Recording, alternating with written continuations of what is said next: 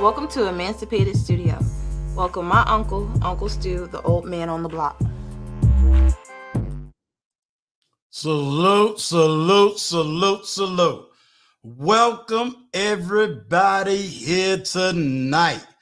I just tell you, these YouTube streets has been on fire this week, hasn't it?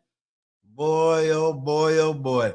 But I haven't really been speaking on it. I don't think it's right for me to speak on it, but I tell you, there's a whole lot of platforms that we need to talk about. Whole lot of issues we need to talk about. Whole lot of deep dives we need to talk about. But that's not going to be for tonight, but we're going to definitely speak on those subjects. Salute to Talk with Tori here tonight. Salute to Wally. Salute to my girl. Nita 16 is in the house. Salute to Vaughn in the house. Now, hold up. Now, I know I've seen some other people, and you definitely got Brown Eyes in the house. Salute, salute. I just got to test the waters tonight. I just want to test the waters. Y'all just put a 1 in the chat. I just want to know, are you okay today? This ain't about me. This is about you. Are you okay today? Just put a 1 in the chat. Let me know that you are okay today. A magnificent. Good news here. That's what I want to hear. That's what I love to hear. But if you're not having a good night, then I need to hear that too. But I just need y'all to know, just on a positive note, and just dropping what's, as we pastors would say, what's in my spirit. I want y'all to know that you are loved. I want you to understand that you are cared for. I know that things may look rough right now, but I just need you to understand that sometimes God got to shake things up to move certain things out the way. So I don't know if you're having a shaking up moment, but just know that sometimes we got to be shooken up so that we can move some things out of the way. And then that way we can walk through.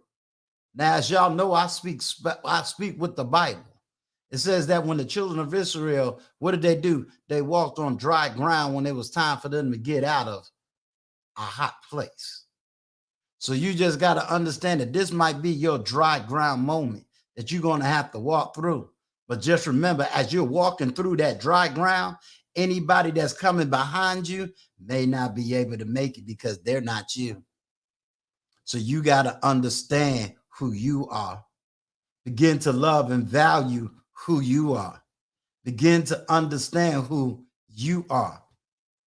I know the road may be rough right now, but if I can stand before you, not as a positive motivational speaker, but I stand before you as a living witness of what God can do when you just stand. Do all that you can do to just stand. I love you. Just stand on his love, on his understanding, and on his mercy. And without further ado, ladies and gentlemen, we seem to be having a whole lot of people that know how to get in the kitchen. But what I got to tell you is, this is more than just anybody in the kitchen. I need you to understand that I said I was going to bring the best of the best type of men to the platform. And so I brought you a chef yesterday, and I'm bringing you another chef today. So you have to understand that when Uncle Stu and Before the Billions want to get them something to eat, we call this man. And when Talk with Tori needed something for the church house, he called this man. And when Wally didn't feel like cooking no food, he called this man. So tonight, I will call this man just for you. Ladies and gentlemen, give it up for the one and only King of Foods. Hey, how you doing? What's going on? What's going on? What's going on? How are you? Doing tonight? well, Uncle Steve. How are you today? I am doing well. How's your day going? Doing well. I'm looking at myself now. Let me go ahead and button up this button right here. All right, I'm ready to go. All right. I mean, if you fly like that, you fly like that. You know, ain't you know, it is what it is. I can't grow that big like you got though. You know, I'm trying to get it. I'm trying to get it. You know, see, you styling, profiling. See, appreciate that. You know, but that's all right because the bald man head. We still ain't here with this though. Yes, sir. Yes, sir. We still ain't here with this. Yes, indeed. You know, I'm gonna start you off. I already said you're a chef. Tell me a little bit about your business. Normally, I don't. You know, I want everybody to know. There's a reason why I asked them about the business, because if you go to Intentional Millionaire, he did an interview about his business with the Intentional Millionaire. So y'all can go check that out. Go ahead. Tell me a little bit about your King of Foods network. Yeah, so King of Foods Network is my YouTube channel, and my business, the name of my company is King of Foods. So King of Foods Inc. I have my own product line, full product line of seasonings, sauces, and marinades for indoor and outdoor cooking for meat, seafood, and vegetables. I have an array of 6 different seasonings and 4 different sauces and marinades, and it's growing. So I have a full product line. I sell online. I sell retail in Charlotte, North Carolina. And again, I'm on my YouTube cooking show. I'm using my products on making all type of delicious meals, man. It's really dope, man. So my show's a lot of fun. Excellent. You know, how did you get into, you know, going into your own business, going into that particular area? Well, I took a catering class in college and I liked it. I immediately liked it, and halfway through the semester, I realized I think this is something what I wanted to do. So when I graduated college, I started a catering business. I did it on the side, you know, I had a full-time job, and it just grew and grew and grew. And I was in Miami, Florida, by the way. I'm born and raised in South Florida, Miami 305. So when I moved from Miami, Florida to Charlotte, North Carolina, where I reside now, for years, I always remembered people would always tell me about how good my food was, but the emphasis was always the sauces that I would put on there. They just would always just go crazy over the sauce. And even in college, people would tell me, hey, you need to bottle up a sauce or something like that. That's what you need to do. So really, when I moved to Charlotte, I started from scratch. So I was selling, barbecue on the weekends, right, at the farmer's market. And I would upsell my sauces. I would do an upsell, and lo and behold, after a couple of months, people will come to the market and say, all right, let me get a rib sandwich, let me get a chicken sandwich, and let me get a jerk sauce, and let me get a barbecue sauce, or whatever the case it be. And it kind of just started jumping.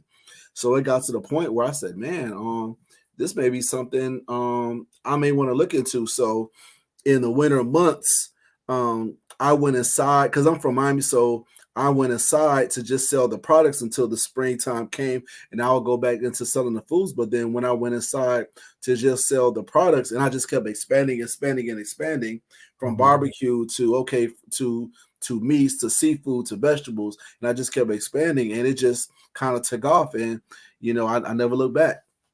So you able to challenge those brothers that's in Lexington, North Carolina? I mean, listen, I'll challenge Bobby Flay. I'll challenge anybody. And again, I have such a variety of different products. So my style isn't just North Carolina. I have a product called Midwest Cowboy. I have Caribbean Jerk. I have a product nobody does but me called Caribbean Mustard.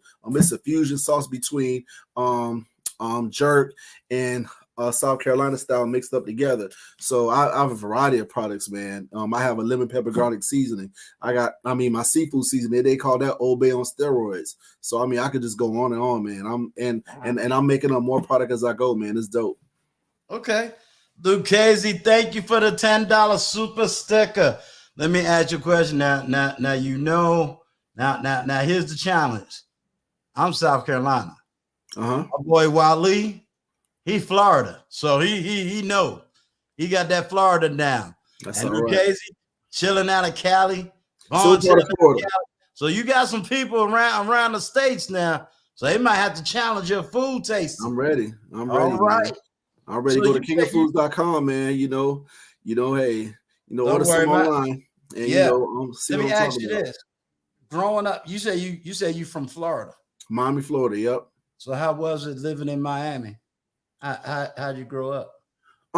Grew up, I would say, so I grew up in the area of it's called Miami Gardens. Everybody knows like Miami Gardens or whatever. And people also know the city, Carroll City, because Rick Ross and everybody talks about Carroll City. So the Norland area is the outskirts of Carroll City. So, Antonio Brown, AB, the wide receiver, he went, Right. so the high school he went to is the area that I grew up in. So it's black middle class houses, things of that nature. Even though it's black middle class, though, it's still a black neighborhood. So you still got to knuckle up, man. That's just how it was, Okay. So that's just kind of grew up like 2-parent home, Right. we church, we grew up in the church singing in the choir and all that. But at the same time, I grew up in Dade County Public Schools. So once again, I grew up in a solid family, but when you walk outside, you got to know how to do this. So you're saying you grew up in a middle class neighborhood, but it still had its rough edges in the sense of most definitely. City Miami Gardens is probably it's the second largest black city in the state of Florida. And it has a lot of history. Now, one thing about Miami, which once I grow larger my YouTube page, I want to definitely give more of the history of the Miami culture, and which is blended in with my culture. Because when you go across the country, when you say Miami, people automatically think Hispanic. Cuban food, Hispanic. No. They came around the 1980s, and they did a good job on marketing themselves. And unfortunately, we did a bad job of not speaking up.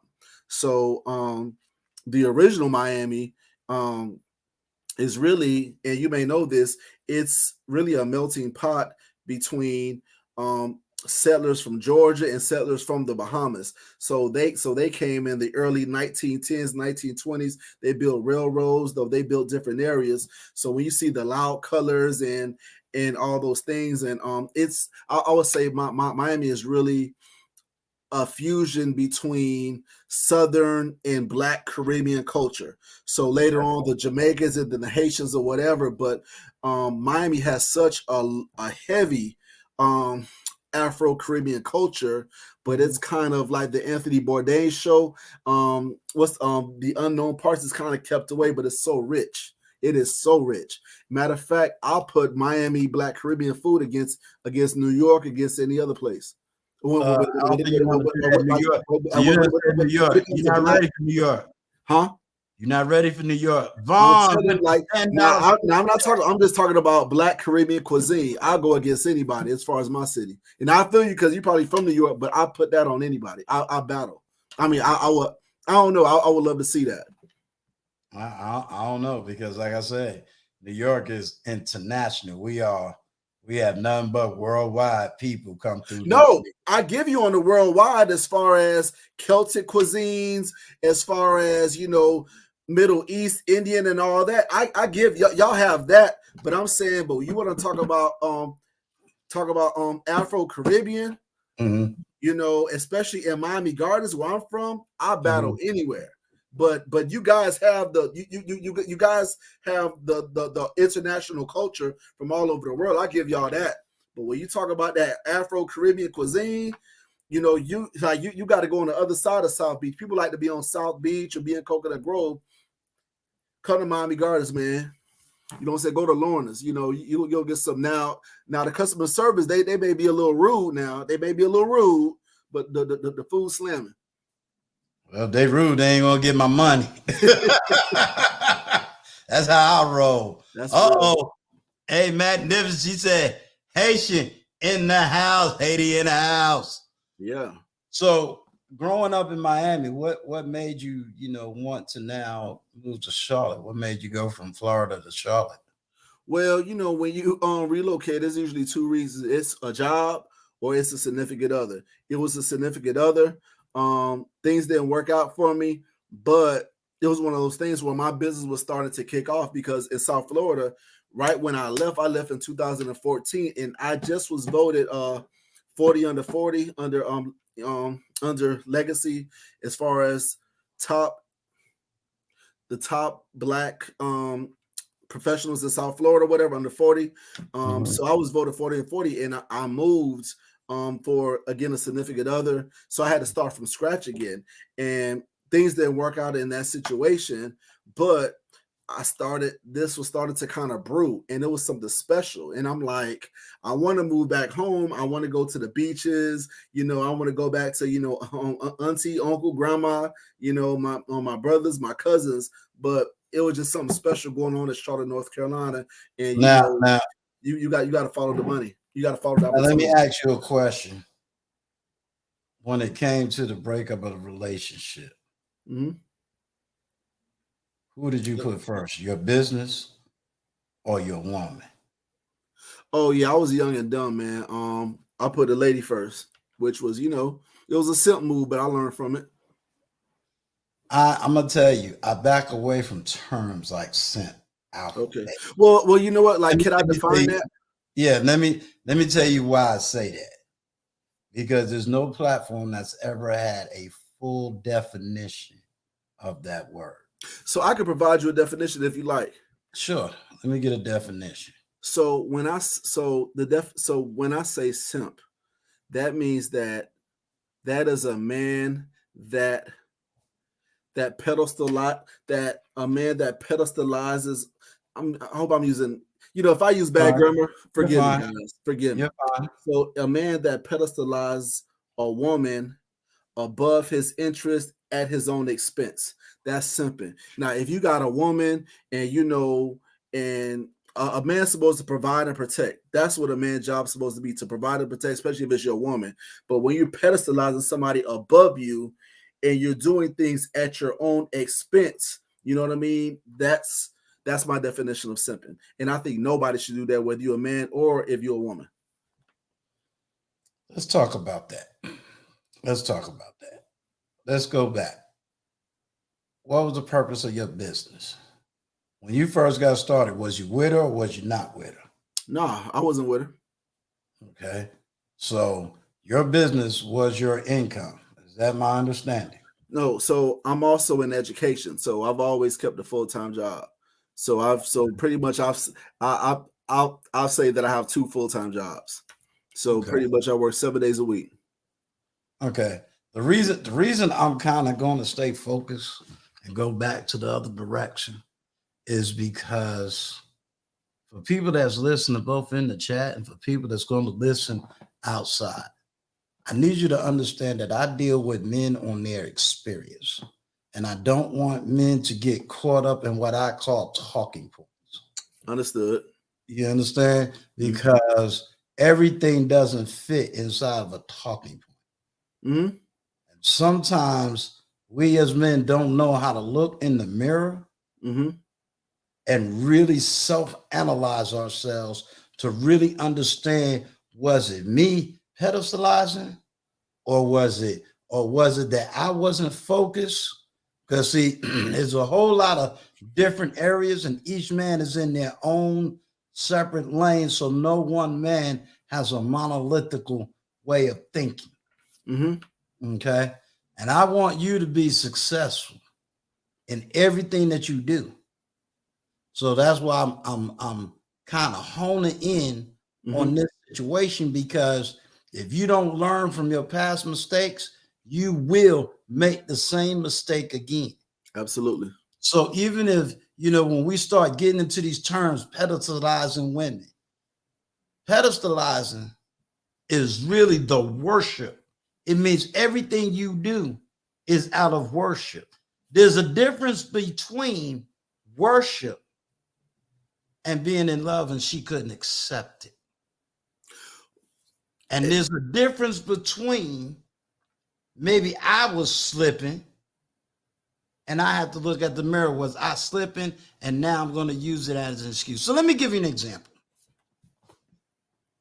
I do own my own business and I do certain things, and I make sure that I do certain things for the one I'm with.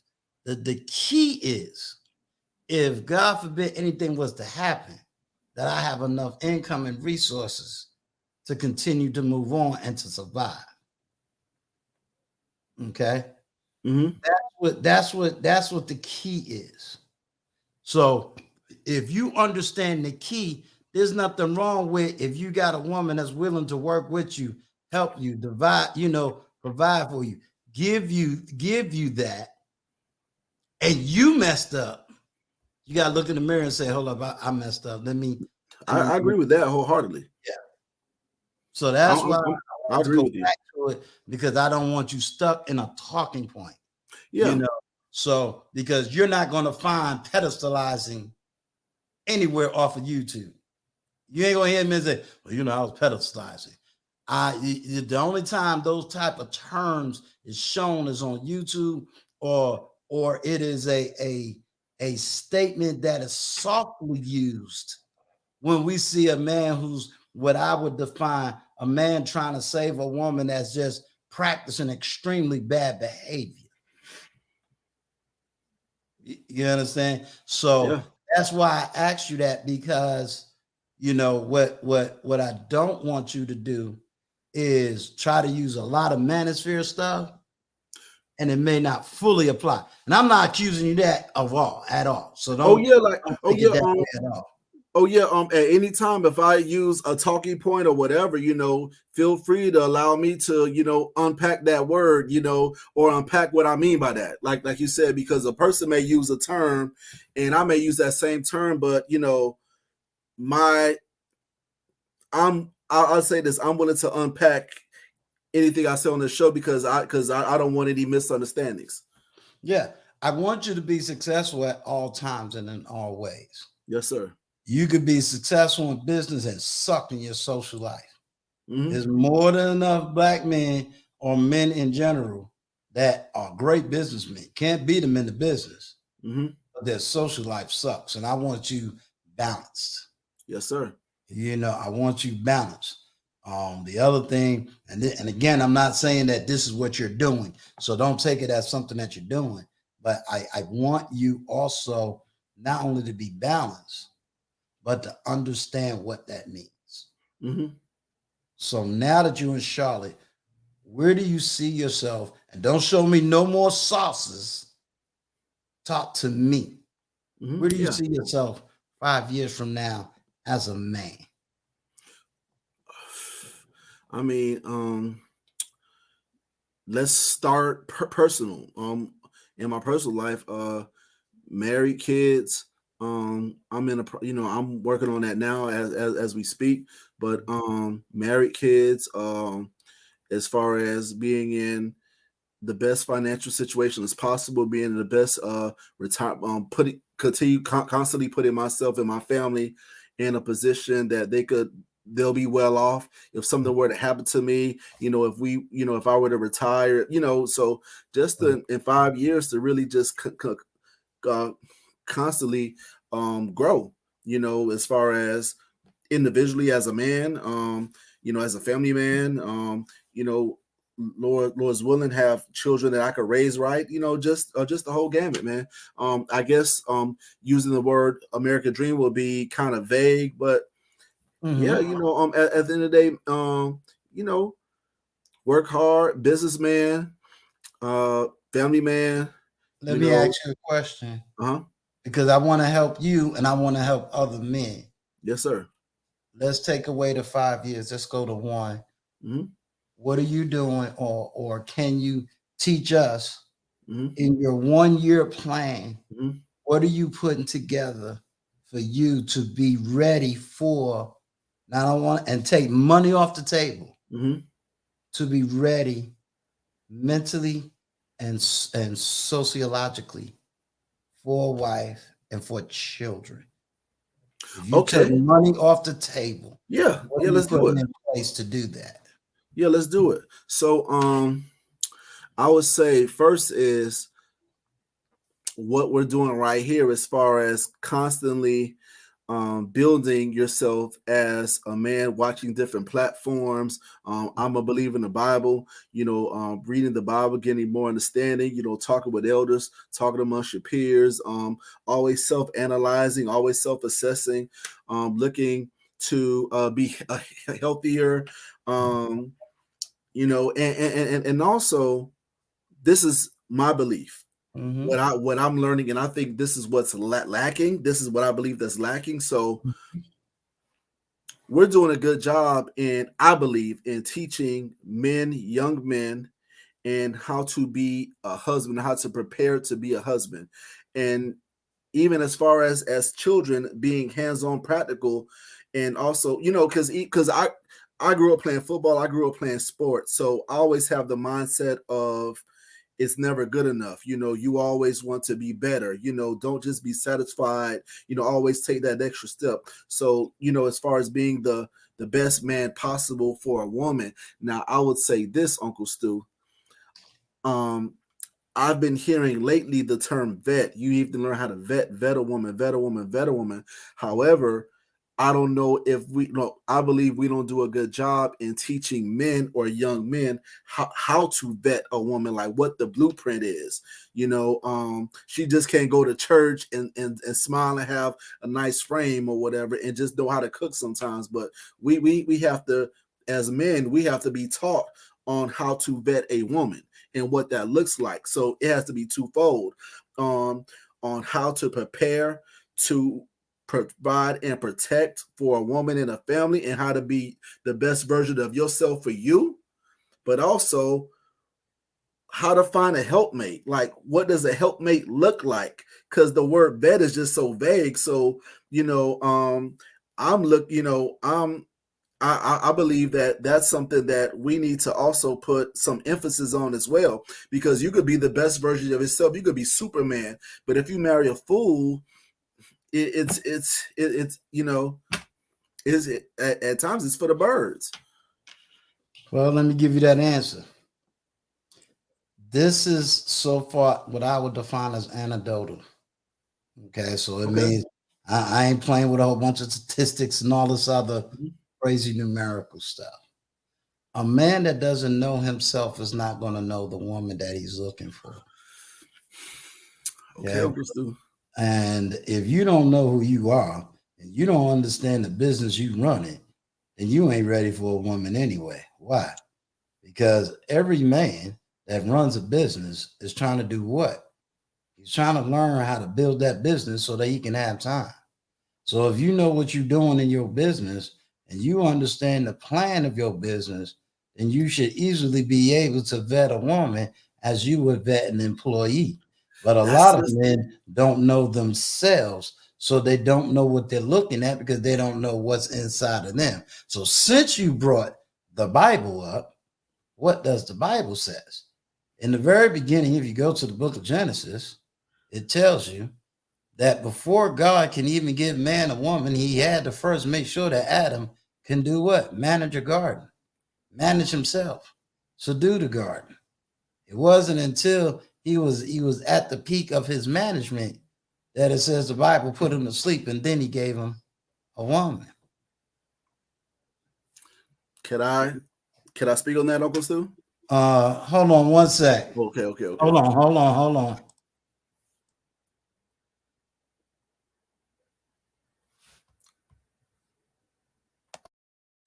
All right, had to get this. So tell me what you think about what I said.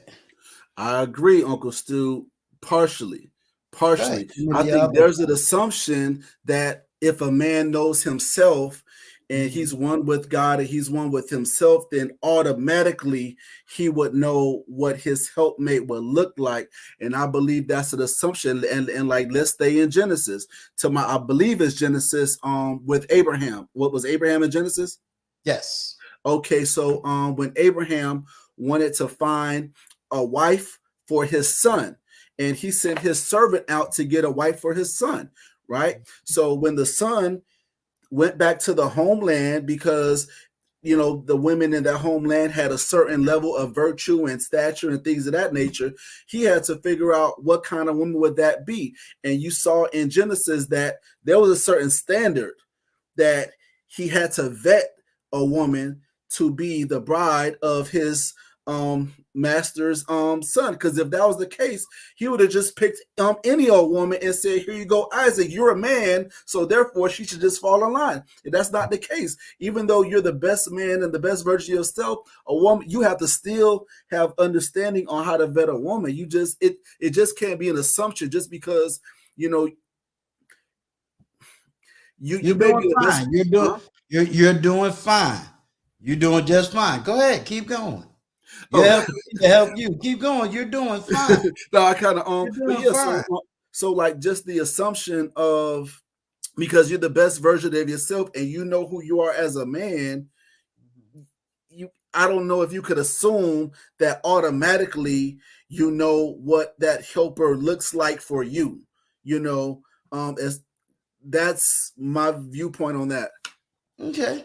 So that means that needs to be a panel discussion one day to help other men to know how to vet a woman, just get various perspectives on the vetting process.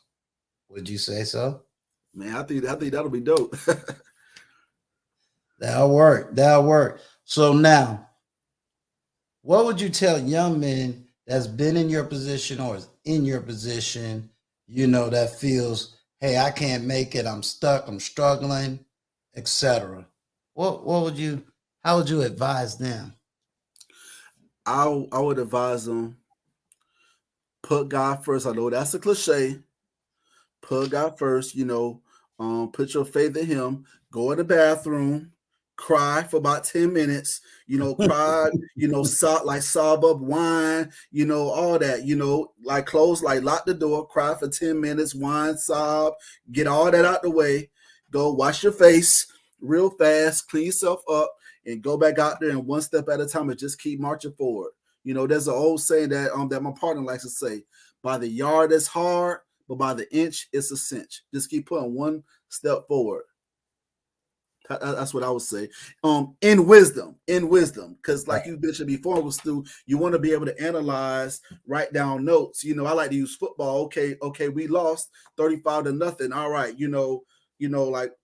not like now we're watching film. We're looking at the mistakes we made and the different errors that we made, and now we're trying to analyze and correct those things. So you also have to do that as well. Right. Love it. Now you said I'll just go back to Miami. You was talking about this mixture of culture in Miami, and with that mixture of culture, you said mixing with your culture. What is your culture? Okay, so I am my family originates from the Bahamas. Okay. But however, they came to the States back around 1919.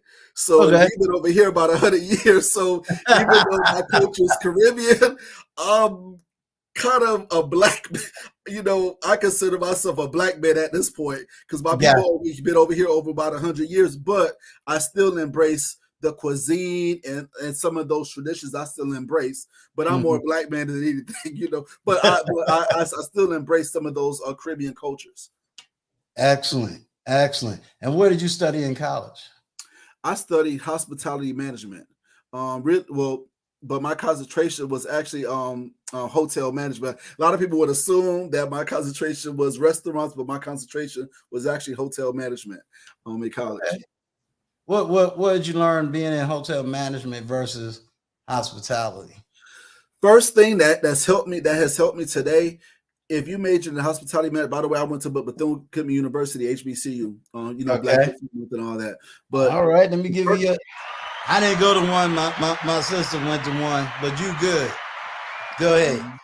The first thing they teach you, which has helped me so much, is customer service. Like when you're a freshman, when you're the first class you take, before they teach you anything else, is customer service. That's the first thing they teach you. You can have the best product, the best service or whatever the case may be. But if you don't have customer service, it doesn't matter. So that's one thing that I learned. That's one thing that they not just taught, but they drilled it, and that has helped me tremendously. Excellent. What I'm gonna do is I'm gonna open up the chat. You know, if anybody want to come up, encourage this young man, support this young man, or even give him some answers that Uncle Stu didn't have. You know, talk from Tory. Yeah, his stomach growling now. You know, you got his stomach growling. You know, so we're gonna see how it all comes out. So let me drop the link and see who'll be willing to come up, talk to you, give you a word of encouragement. And then I think, and then Vaughn, he's dropping your YouTube channel in the I appreciate that chat so that people can, sub to you, see your products and all that other good stuff. You know, I'll be in North Carolina soon. I got some other cities and states I gotta float around, but I gotta get there. Oh, what was that you drinking? I drink Perrier. Man, I like that too, man. Okay, a lot of people look at me crazy. I love Perrier, man. Yeah, I grew up, drinking Perrier water. Mm-hmm. So yeah, that's the sparkling water, right? Yes. That's my thing right there. Yes. Now, I do drink my regular water, and soon I got to get out here and get more of the exercise going and really get my body right, because I Lord knows I got to get this body right. But other than that, doing real good. Does anybody have any questions? Do you have any questions? Me? Well, who's in the chat? Well, I got everybody. I got moderators in the chat. Healthy G mom in the chat. Yeah, I got a full chat. But if you got any questions of me, maybe maybe you wanted to ask me any questions about anything. You can ask me anything you like. All right, cool. Tell me about your business. My business, right now, I have a production business, and this production business is also an international business. So my business is called Stu One International Networks. This is where I connect with people all over the world in order to bring them the best media information that I can. That's all right. Got some other stuff in the works, but I'm not ready to put that out there on the table yet. Okay, that's cool. That's cool. you know something? Actually, I have I guess it's something I can also speak on as well, and this a little personal. It's so fun. When I grew up, when I was very young, I had a severe speech impediment. I used to stutter terribly. Severe speech impediment, to the point where when you watch those movies and shows when people stutter a certain way and everybody's laughing, I used to stutter like that. That's how bad it was. But look at where I am now. And right. what encouraged me was growing up when I found out that I went blank. The guy that played, my gosh, King Joffrey Juffer. I think I know what you're talking about. Yeah. Man, what is his name? I can't think of his name. Darth Vader. Yeah. Well, he's James Earl Jones. That quick. Yeah, I know exactly what you're talking about. James Earl Jones. Right. Yeah. So when I found out he stuttered, and I saw how well he spoke, that gave me encouragement. I was big in football, and I found out that Bo Jackson stuttered, so anyway, just that was something that I really had to overcome. And, I'm saying, look at me now, I'm speaking for a living, so it's pretty cool. How did you overcome stuttering? What did you have to do? I took a lot of speech classes in elementary school. It was really severe. And I think I just grew out of it. Now, I'm going to be honest with you. It got to the point where I thought only God could, because even if I would take speech classes, at times it felt like it wouldn't get better. So I just started praying, like, Lord, like, take this away, because this is the 1980s and 1990s. So back then, when you stuttered like that, people started to, people think you have a disability, if you understand what I'm saying, or they think, you're the R word, that kind of thing. But it kind of helped that I was, very intelligent. I was in gifted classes and I was good at sports. So that kind of helped a little bit. But, it was kind of tough back at those times, Yeah. Now you said you went to if you said you went to school, extra curriculum classes. What were some of the things they did to try to help you out of that speech impediment? Yeah. So it's always a speech therapist or a speech pathologist or whatever in every school, and they will just tell you to breathe, try before you speak, try to be as calm as possible, to think before you speak, and try to process everything and take a breath and then speak as calmly as possible. It works sometimes it didn't, so Yeah, well, I am Uncle. Yes, you can. I'm extremely proud of you that you was able to, overcome that. You was definitely able to overcome. So I'm very, very proud of you. Um, when you come in the back, I need you to be uncammed up so I can verify who you are, and then I will let you up on the panel. Um, so, like I said, when you overcame that, what was that? Middle school, going into high school. yeah. So sixth grade, I stuttered bad, but it wasn't as bad. Seventh grade, I started to see I wasn't stutter as much. Eighth grade, I stuttered very little. By the time I got to high school, I was I was able to communicate. Now Well, it'll come out sometimes. Sometimes I'll have little moments where I'll stutter sometimes, but for the most part, a person would never, ever, ever know. wow, that's good. That's good. So, once you graduated, did you just go straight into college, or you kind of gave yourself a break coming out of high school? I went straight to college. My parents, they let it be known, you got the military, you have college, and if you choose neither one, then you got 6 months and you got to be on your own.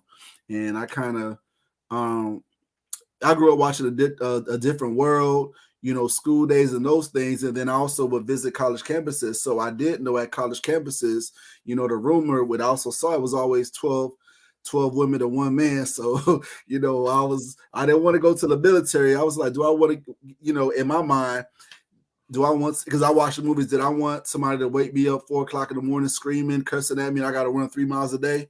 Right, Or do I want to wake up and, be around ladies and be in a position where I could get a degree and I could make some money?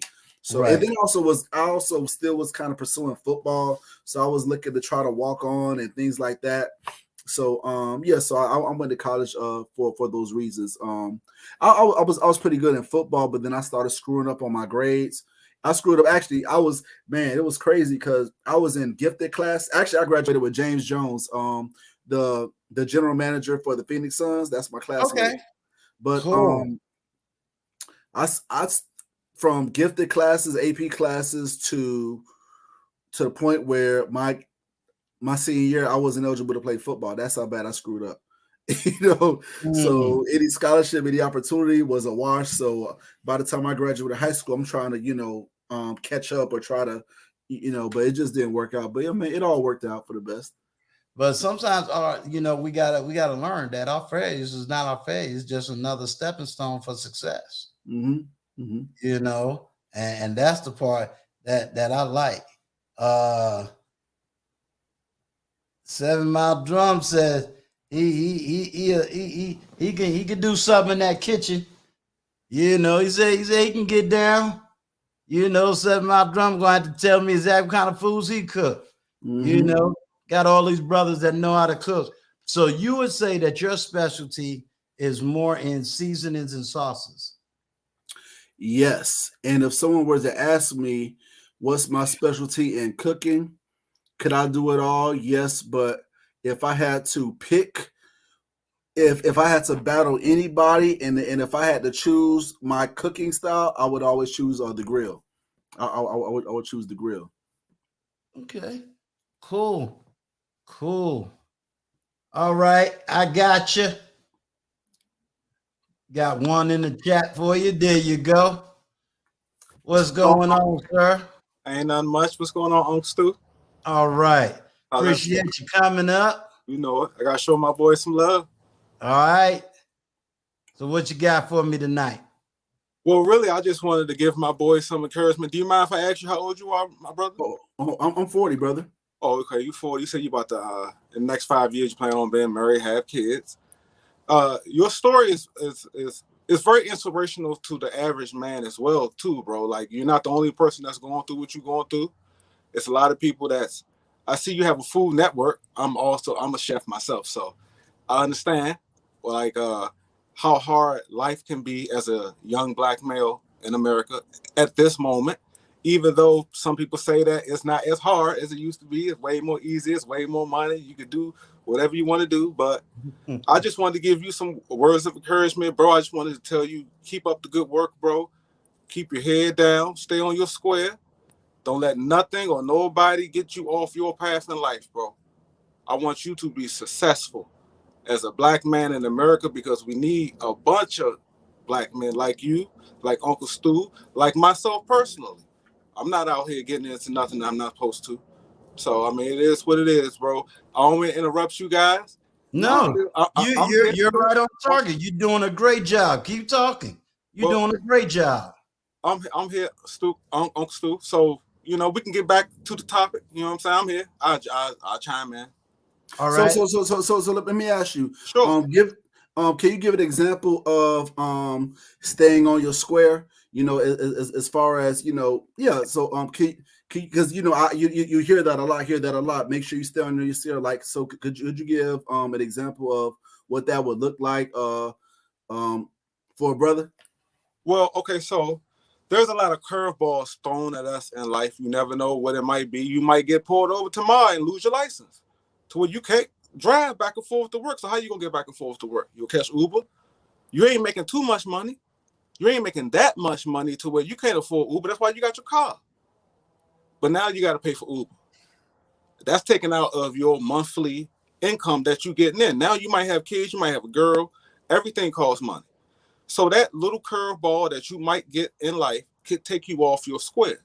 Mm. You get what I'm saying? Mm.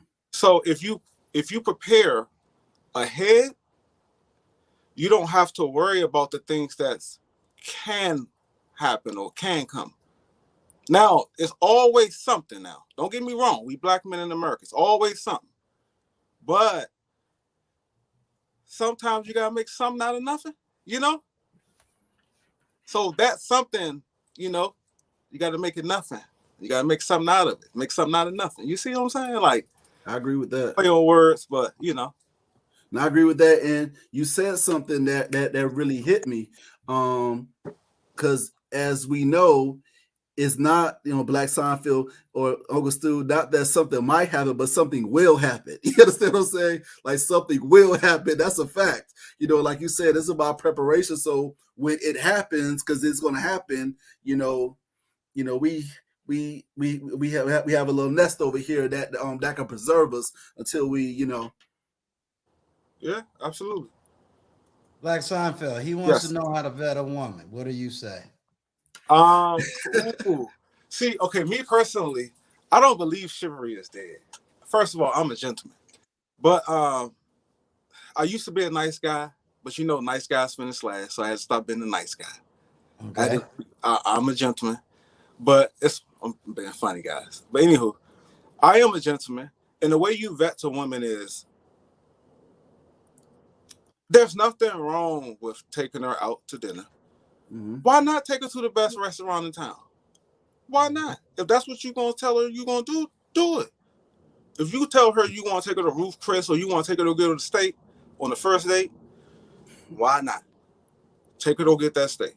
That's how I would vet a woman. And then when you do it, fellas, look, open her door up for her. Like, whenever you get to the car, even if you driving, open the door for her. When she get in the car, open the door. When you get to a building, open the door. When you get to the restaurant, you about to sit down, pull her chill out. There's nothing wrong with it. These are different ways you can vet a woman. You could do this to see how she responds to it. Let's see how her energy is. Let's see, like, if her face is like, or huh, whatever. You know what I'm saying? Like, certain things in life you do to vet a woman. You gotta, I don't want to get too deep because I don't want to talk. You're fine. But Keep going. so, like, also talk to her. Ask her where she's from. Ask her what she like to do. To where, like, you could do little things that she might not even know that you even thinking about her that much. But why not send you some coffee to work? You like Starbucks. We went to go get the little pink drink. You seen it on TikTok or YouTube or whatever, Instagram. To where now that's the drink you want. Two, that's all, to me, that's all important vetting a woman, because we're in modern day times. It's everything. How do you vet a woman? Be a man. Be the man. Make her like you, bro. That's how you vet a woman. Just make her like you. Can I jump in a little bit? Sure. Okay, can I add to it? So the way, also to add how I view vetting a woman, and again, I'm going to use the Bible as a reference, right? This is me, and according to the Bible, the woman is a man's helpmeet, right? And like you said, we live in modern times. A lot of times today, or sometimes, however you want to say it, there are women out there that want you to be their helpmeet. So again, like you said, be a gentleman, be an absolute gentleman. If you say you're going to do something, do it, open the door, treat a woman how you would, treat your mom, just, do your part as a man. At the same time, vetting, would you say, is to know who you are as a man and know what a woman's purpose is or what a man's purpose is.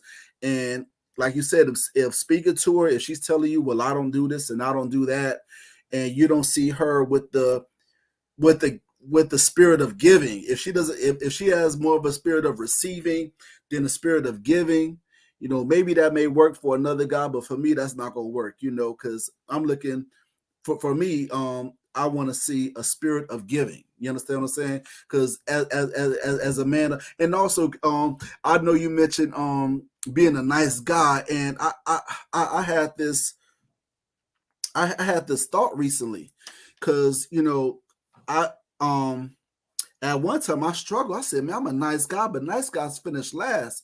But then it hit me. I said, well, if I have principle, character, and integrity, and I stand on those things, and I'm a solid square guy on those things, they don't have to worry about being a nice guy, because everything's gonna fall into place. You understand what I'm saying? Am I making sense, or no? That don't make any sense. You making sense?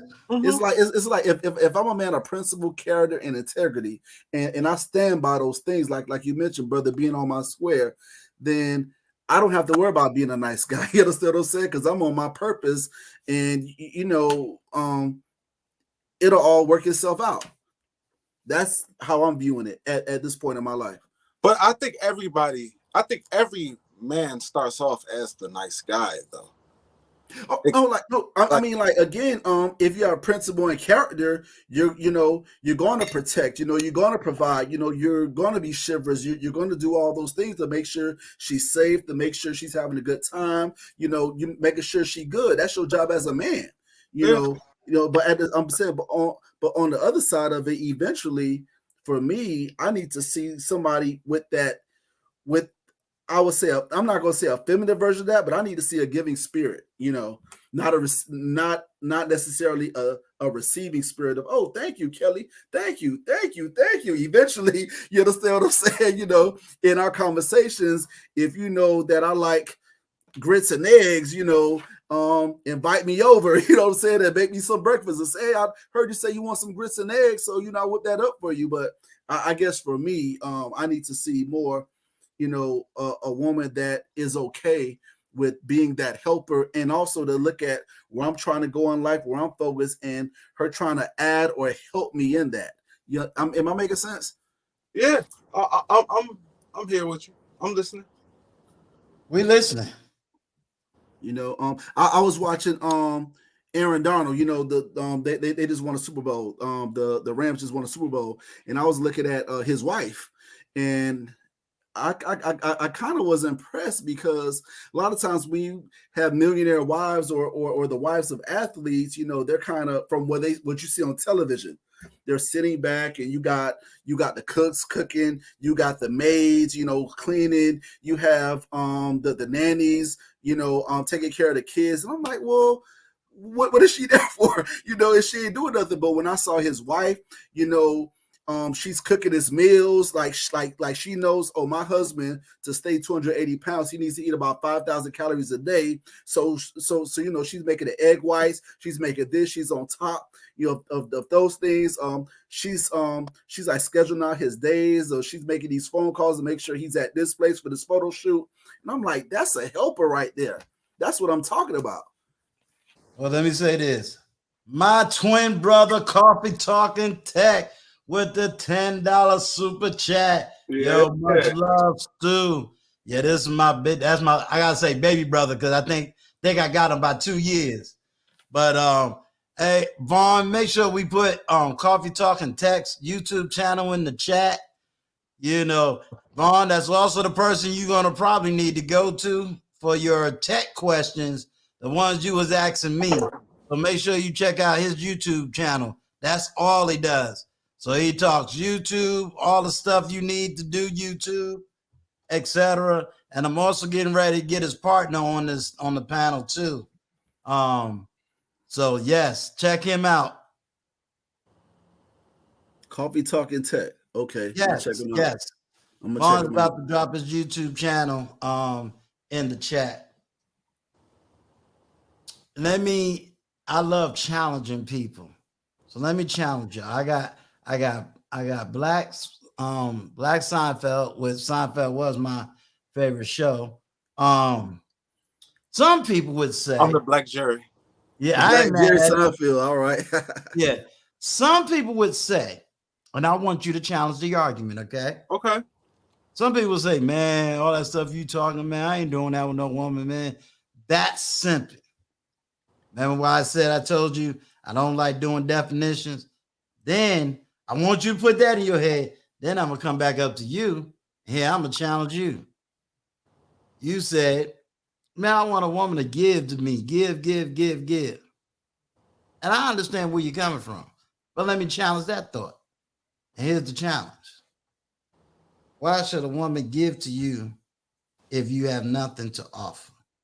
Challenge me on that statement. Well, so let me get Black Seinfeld on that one. Yeah, go ahead. Well, actually, I did. And so that you can breathe, whenever you hear me say I'm challenging, I just want your mind expanded. No problem. So it don't mean that there's a right or wrong. It's like, hey, let me just challenge that thought. Okay, but no problem. I just wanted to get a sip of water real quick, so I wanted to real quick. But if you can, my brother, answer it beforehand. Okay. I'll grab a sip of water real quick. All right, you got it. Cool. The question was, ask one more time, so it's gonna be not nice and fresh. Yeah, you were saying you want a woman to give, right? Mm-hmm. And I said, and this challenge don't mean there's a right, there's a wrong. Mm-hmm. Expanding thought. I'm with you. You said, man, I want a woman to give. I'm tired of meeting these women. That's all they want to do is give. And let's take the flip side of the argument. Why would she give if the man doesn't have anything to offer? I mean, that's a good point. That's a good point. If you have nothing to offer, then you really need to back away from trying to find a mate. You understand what I'm saying? You got to back away from that. That's my answer to that. If you have nothing to give somebody, then whether you're a man or a woman, you need to try to get yourself further together. You understand what I'm saying? So that would be my answer. Respond to this statement. We need justice now. said withdrawing from your bank account but never making a deposit will be declined. Do you understand what that statement means? So that's a bit. Let me unpack it. Withdrawing from your bank account, but never making a deposit will be declined. Kind of unpack that for me a little Sure. more. Basically, a woman taking from you, right? Taking all your time, your money, your resources, right? Mhm. Taking everything from you, but never once putting anything back into you. So, in other words, when you ask for something, they decline the offer. And You that's know, that's what the interpretation is. yeah, and that goes back to the whole vetting process. And Uncle Stu, I'm gonna tell you a little story, man. Well, not a little story, but I remember when I was a young man in my early 20s. I had a lot of brothers around me, elders, things of that nature, and they would, speak on manhood. A man does this and a man does that, and a man provides for his woman, a man protects his woman, a man holds the door, he does this, he does that. This is what a man does if he's looking for a woman. And I remember asking, that's dope. That's amazing. Oh, okay, so what are my expectations? What are my expectations of of how a woman would treat me as a man? Like, like how do I find, what are the expectations that I should have? And I would always get, you see, you don't worry about that. You just worry about being a man and staying on your square and doing what you're gonna do, and everything will just work its way out or whatever, and everything will just magically happens just some kind of way. And I realized that was folly, man. I mean, like, you could literally be a man of the Bible, but if you marry a fool, you have to understand how to pick a mate and what that looks like. You're on point. Told you. Every once in a while, I'm gonna challenge your thought. It's not a right or wrong. It's allowing you the ability just to speak your mind, speak freely without having everybody trying to beat you up. All right. You got your water, you got that gallon of water in you, Seinfeld. Not a gallon, I wish. Okay.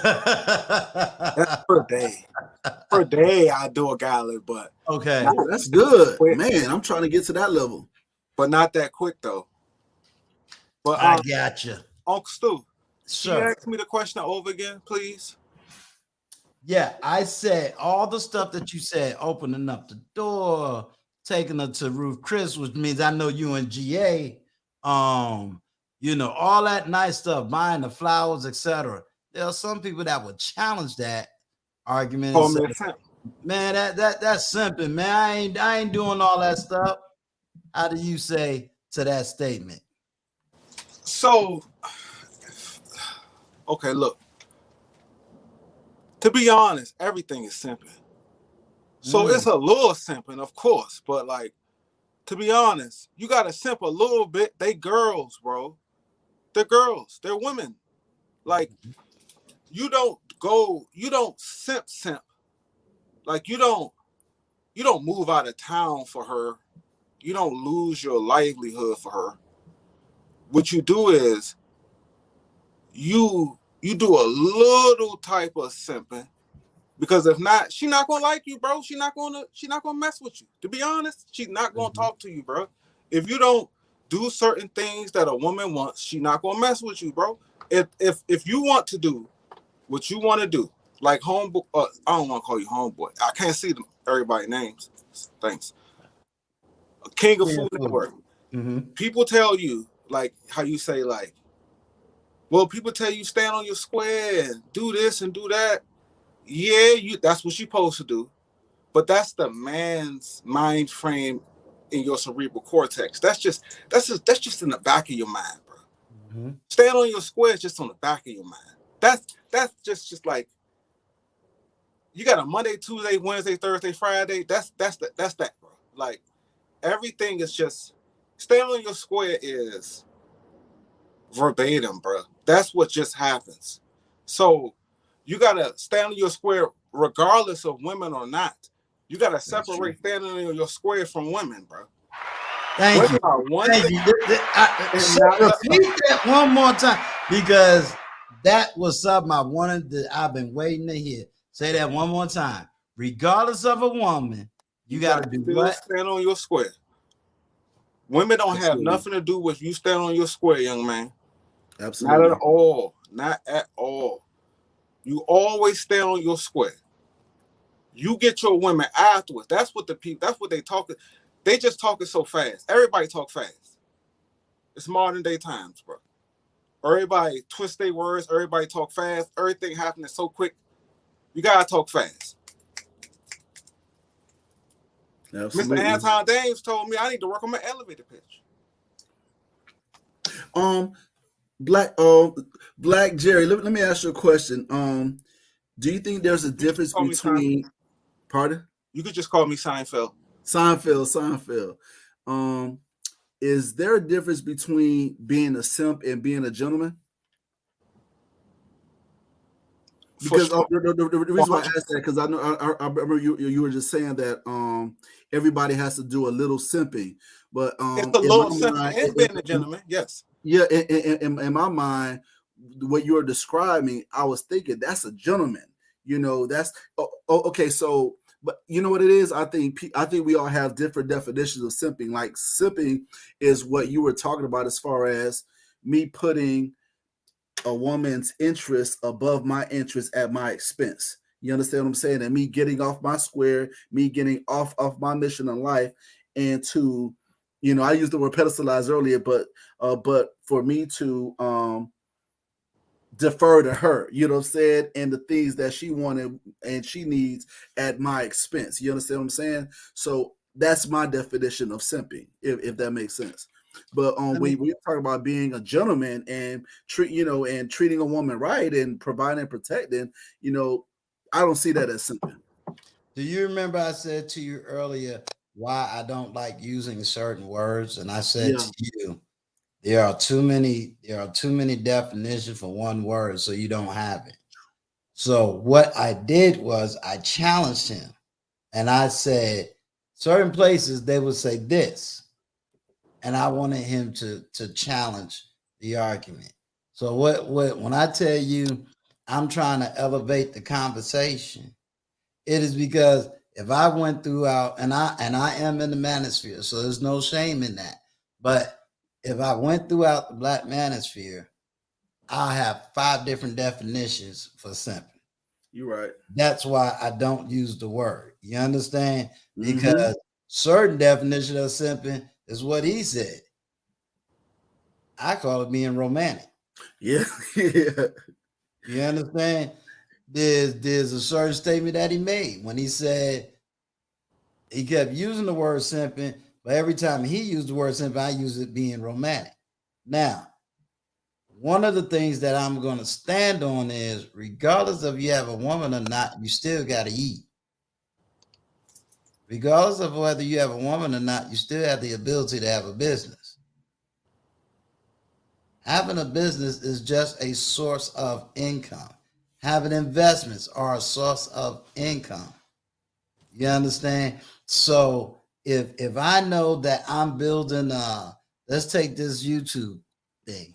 I know what it takes to run a YouTube. So how would I know if a woman is good for me?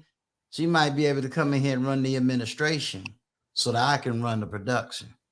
She might be good at the tech side. I'm good at the service side. Mm-hmm. That's how you know. Hey, you gonna work for you can work for me because we're a team. But guess what? She said, but what she says, like no, Uncle Stu, you're doing such a good job. Just keep doing what you're doing and bring me the money. Well, then that's not part of that's part of when you heard me say to you earlier, knowing yourself, knowing your business. If you don't know yourself and you don't know your business, if you don't know how to run your own apartment, you don't know how to run your own house, you wouldn't know if you had a good woman or not. That's true, brother. Can I ask my boy a question? My brother. So what are you looking for in a woman, bro? Like, okay, so like. Oh, you asking me, brother? Yes. Okay, What are you looking for in a woman, and like, What's the problem? So okay, so I have a woman now, right? Okay. And one thing I did before her, I had to do a lot of analyzing because I was putting myself in certain positions in life, and I was putting myself in a lot of compromising situations, and I wasn't holding setting a standard for myself. I thought, okay, knowing yourself is two-dimensional. Being the best version of yourself. At the same time, you also have to know um what a helper looks like to you. But anyways, to make a long story short, I was looking for someone that was accountable for their actions, someone that you know someone that was a helper, someone that was a giver, because I know me, I have a giving spirit, or whatever the case may be. Someone that's family oriented, someone that's unselfish, so just things like that. And also I was looking for someone to not even love, but someone to like me for who I am and not my potential. Because sometimes a woman will look at you and they see your potential, and they'll calculate in their mind, where you should be at a certain time, but you thinking that they messing with you because for you. So now if you don't meet that time frame, now things. So it's just certain things that I had to look for. And I had a certain criteria or whatever, and it was just based on standards, man. And that's what I'm with. We're building together. We're building a life. We're building ideas. We're holding each other accountable when it comes to That's all. finance. I'm sorry, am I over talking? No, hell No, because I have a question when you get through. no, not at all. Not to me. Oh, Yeah. we just hold ourselves. But one thing one thing that I needed for myself was someone who was a helper, someone who watches, kind of peep game, and then all of a sudden kind of see certain things. And like Uncle Stu said, okay, let me moderate. Okay, let me do this and let me do that, and just kind of just jump in and cross some T's and dot some I's and just things like that. If if there's an error made on her part, she'll step back, think, and look at what she can do to, as far as just self-analyzing, just all those things that I look for. And when I found her, so we're, I believe we're building something. We're building something together, man. I have a question. I'm going to take a real deep dive, Mm-hmm. and I'm gonna be sensitive about this. You wanted to know how to vet a woman, right? But you just said you got a woman, right?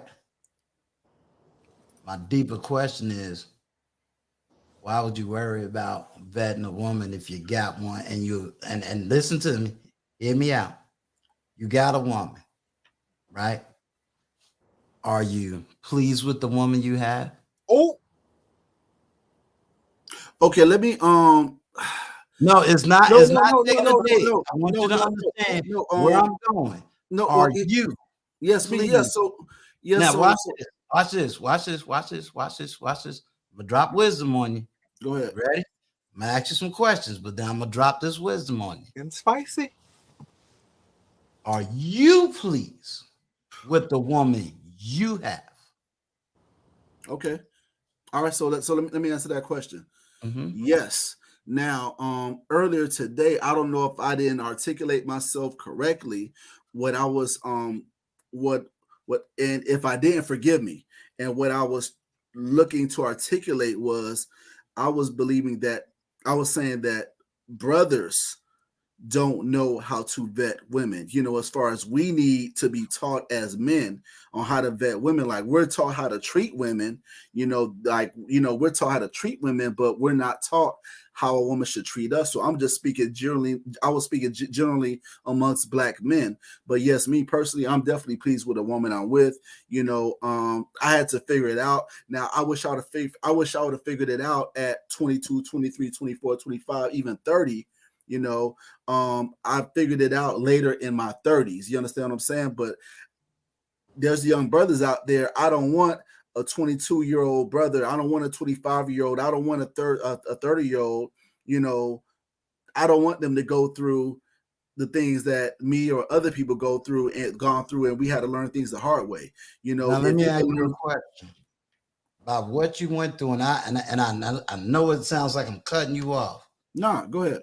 About what you went through, did it make you a better man for the woman you have now? Yes. Now here's the thing. You can learn two different ways, and you're an OG, like this. You can learn by your own mistakes and learn by somebody else's mistakes. Now, and I'd rather learn by the latter. You understand what I'm saying? Right. Now, watch this. You ready? Yes, sir. I just asked you, are you pleased with the woman you have? Yes, sir. You are. And is she good for you? Yes, sir. Okay. What have you learned in order to have the woman you have that's you're pleased by? Say that part one more time, brother. From your personal experience, what have you learned in having the woman you have that you are pleased by? What have you learned? Meaning, how did you go from a bad relationship to the good relationship? How did you do it? Well, from the bad relationships, you have one bad relationship after another bad relationship. I didn't ask you. Hold on. The reason I'm gonna stop you. Yes, sir. Don't talk for the whole. Oh yeah, me. This is me talking. This is me okay, talking. Because I don't want you to say, or I'm trying to get you out of saying, "Oh, well, you go from one bad relationship to." I didn't ask you. Okay. I'm speaking on myself. I'm speaking on me. On you. Yeah. How did you exactly. So go from this bad woman? We'll just put it in simple terms. This bad woman broke up. You made it a queen. You made it a diva. That failed. No, I got you. I'm about to answer. Like I was saying, for me being from one bad relationship to another bad relationship, and I had to, look back and self-assess, like, okay, what's going on? Like, why am I, choosing these people? I'm doing all these things, but yet I'm still getting this result. So I had to sit back and analyze, and start self-reflecting. And what worked out for me was to set standards for myself. I had the mindset for a long time of how I should treat other people, or what a man is as far as how he treats a woman. But what worked for me was I had to set standards for myself on what I need as a helper. So once I did that, I self-reflected. I looked at all the holes and the type of and the kind of people I was choosing and all these different character flaws. And I came to a conclusion of, okay, this is what I need for me. And once I did that, I wasn't going to accept any wood and nickels. You understand what I'm saying? I was going to be the same gentleman. I was going to be the same guy on my square, whatever his would be. But I just was not going to accept any wood and nickels. And I had a better sense of what a woman would be for me. So I hope I answered your question, brother. You sure did. So let me give you a hand clap. All right. The reason I'm giving you a hand clap, so is because you answered your own question, and now you go teach what you just said. Stop talking about what everybody else ain't saying. When you're the teacher. So let's go back to what you just said. I had to be self-analyzing.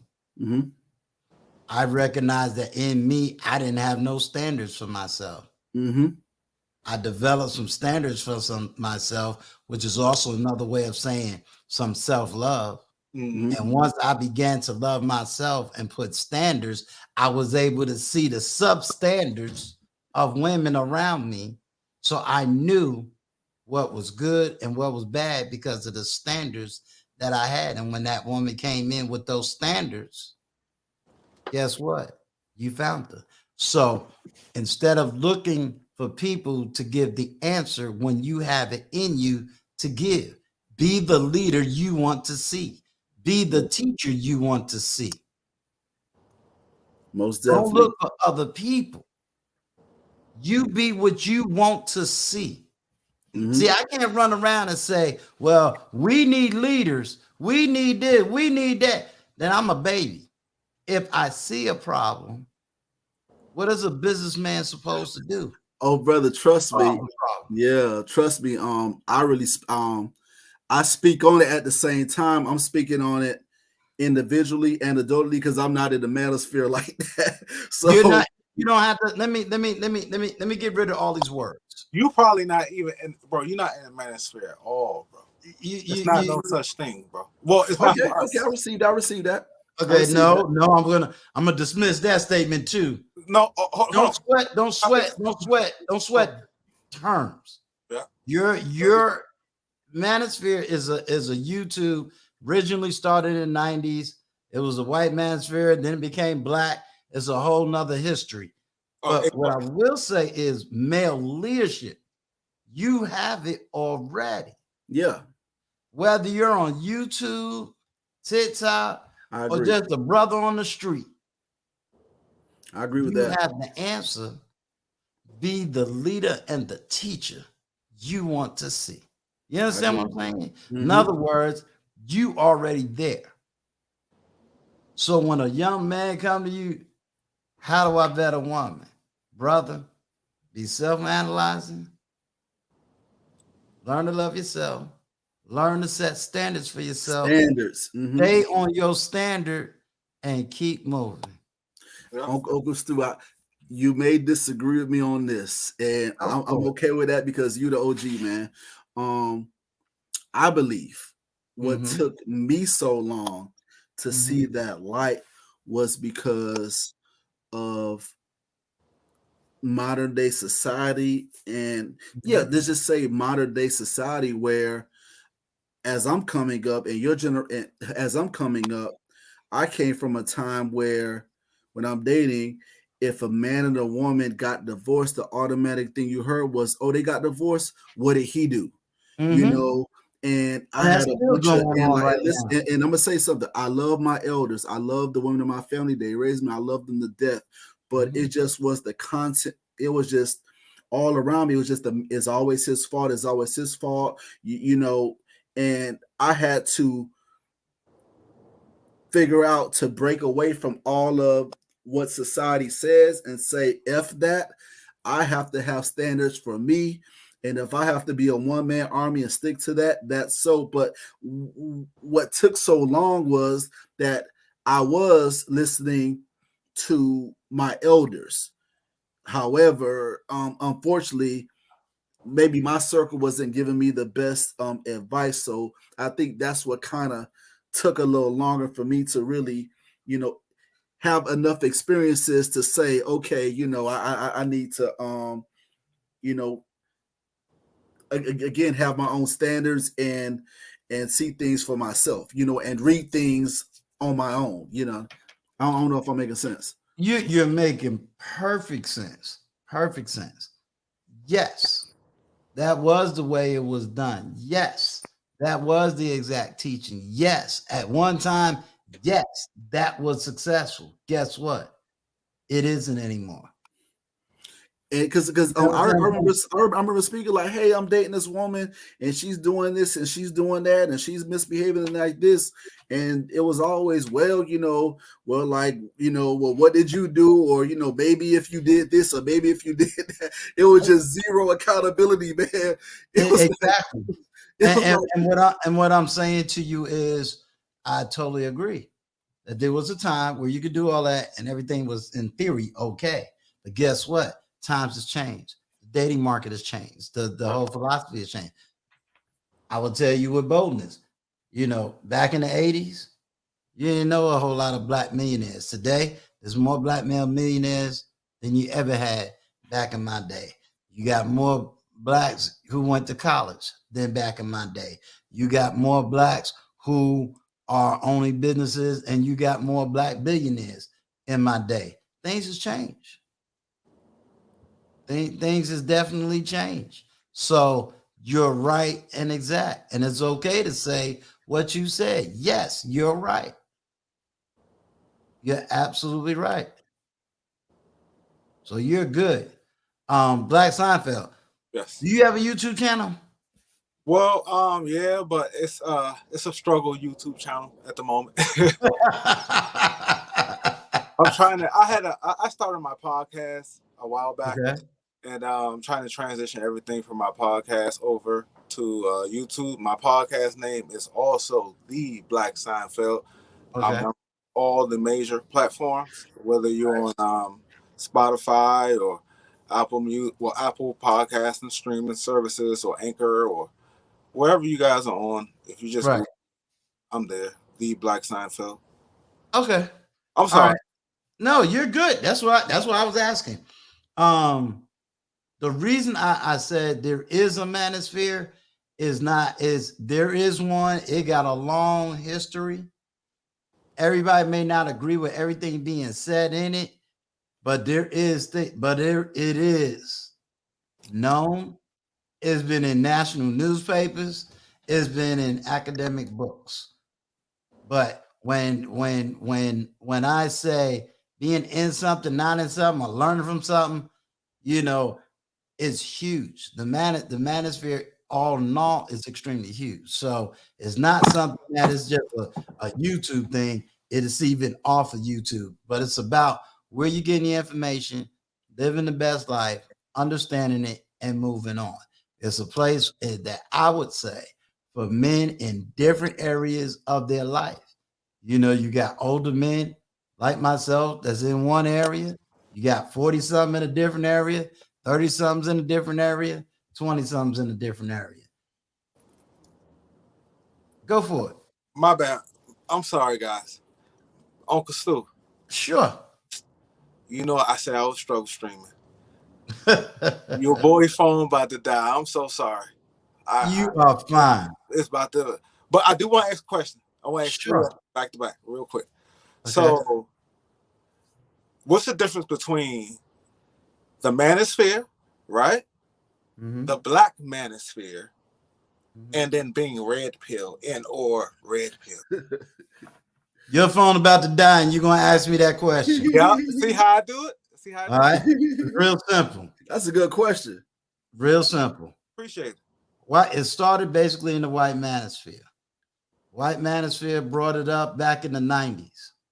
The difference between the white manosphere and the black manosphere was the experiences that we was having with the women. So in the white manosphere, their experiences with their women was different than in the black manosphere and their experiences with their women.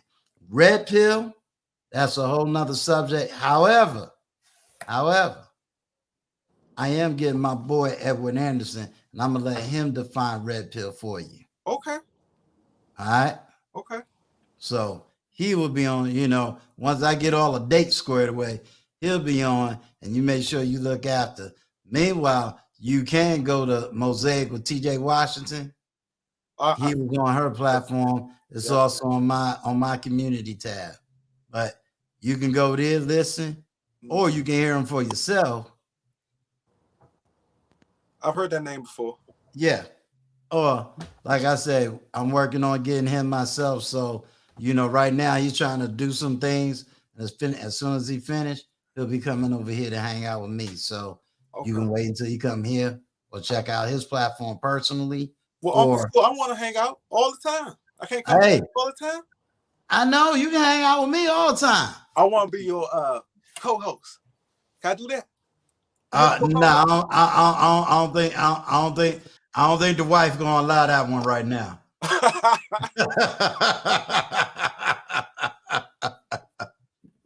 You know, right now, I don't have the space for the co-host, but I put it like this: you're always welcome. No diggity. You know what I'm saying? You're welcome to come. You're welcome to participate. You know, if I got a decent panel and you got something you want to give. Definitely. I don't put you on a box, and I don't put you on a talking point. Yeah, I love it. It's awesome. I had a great time, guys. I'm struggle streaming right at the moment. I'm using my cell phone right now, not my little laptop jigger. But appreciate you guys. Love you two guys. I want you to keep your head up, my bro. Yes, sir. Always keep it pushing. Stay in your square. Don't worry about it. And Yes, Uncle sir. Stu, you know, we gonna see each other, Uncle Stu. We mingle we've been mingling. So you know how we get down. You're gonna see the name. All But right. guys. All right. Appreciate you coming up. Thank Truth never favored. I just need you to uncam up so I know that you're there and you're not the troll. Then you can cam back up once I put you up on a platform.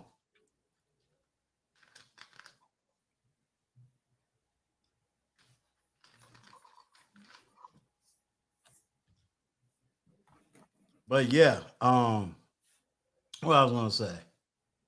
Yeah, so you're doing it, man. You're leading. I'm proud of your leadership. You're doing real good. You know, you keep your head up and don't sweat nothing. Don't sweat nothing. So if anybody got any more questions, Peter the Investor, salute. All right. Well, we ain't got nothing, then we are definitely going to shut down the chat, shut down this stream.